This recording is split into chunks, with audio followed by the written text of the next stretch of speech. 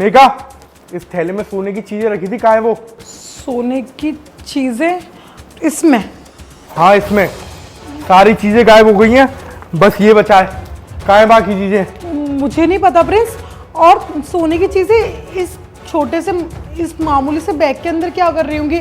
मेरी सारी jewellery locker के अंदर ही रखी हुई है। अरे मैंने जो हमारे घर पे काम वाली काम करती है ना, उसको पैसे दिए थे ब्याज पे, तो उसने अपना सोना गिरवी रखवाया था, वही सोना रखा था। कहाँ गया? वही तो नहीं ले गई?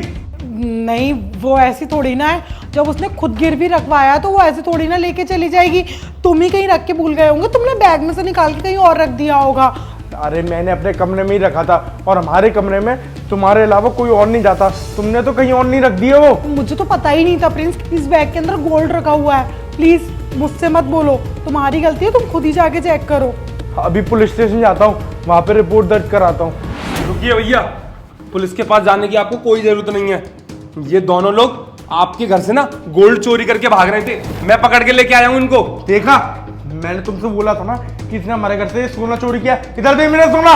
पर भैया मुझे एक बात समझ नहीं आ रही, ये नीचे खड़ी थी एक्टिवा के ऊपर डस्टबिन लेके, और एक पाइप था उसमें से सोना गिर रहा था, लेकिन आपके घर में तो ये दोनों काम करते हैं और ये दोनों नीचे थे, तो ऊपर से गोल्ड कौन फेंक रहा था?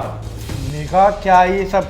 ऊपर तो सिर्फ तुम ही थे घर में, तुम इनको गोल्ड फेंक फेंक के दे रही थी। शट अप प्रिंस, अब नौटंकी करना ना बंद करो। तुम्हें शर्म नहीं आई? उस बेचारे की माँ आईसीयू में है, उनको ब्रेन ट्यूमर है, और वो तुम्हारे पास में ही अपनी ज्वेलरी लेके आई थी ताकि ये गिरवी रख कर ना तुम उसको पैसे दे दो। और तुमने उसके साथ में क्या किया? साहब ये कुछ गहने हैं साहब, ये मेरी माँ ने मेरी शादी के लिए जोड़े थे, पर मुझे पैसों की सख्त ज़रूरत है। आप इन्हें गिरवी रख लीजिए और मुझे कुछ पैसे दे दीजिए, मैं आपके सारे पैसे ब्याज समेत चुका दूंगी और उसके बाद ये वापस ले जाऊंगी। साहब अगर मैं किसी और के पास ही गहने लेकर जाती तो शायद वो मेरे साथ धोखेबाजी कर देता, और आप पर मुझे भरोसा है क्योंकि मैं आपको अपने बड़े भाई जैसा मानती हूँ। आप मेरी इतनी मदद कर दीजिए साहब। अच्छा, झूठ बोल रही है तू मुझसे? ये हमारे घर के गहने तू हमारे घर से ही चुरा के मेरे पास ही आ रही है? तेरी हिम्मत की दाद देनी पड़ेगी। अब तू देख तेरा क्या हाल करता हूं मैं। साहब ये कैसी बातें कर रहे हैं आप?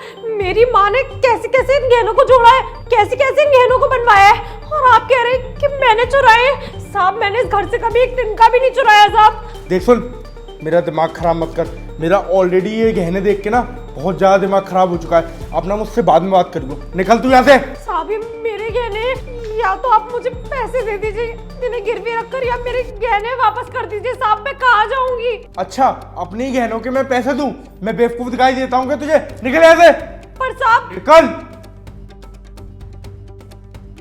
ये सही किया मैंने, उसके गहनों को अपने गहने बता दिए और चोरी का इल्जाम अलग लगा दिया। 25-30 लाख की तो बोनी सुबह ही सुबह हो गई। अब 1-2 दिन में ना इन्हें बेच दूंगा, थोड़ा मामला ठंडा हो जाए।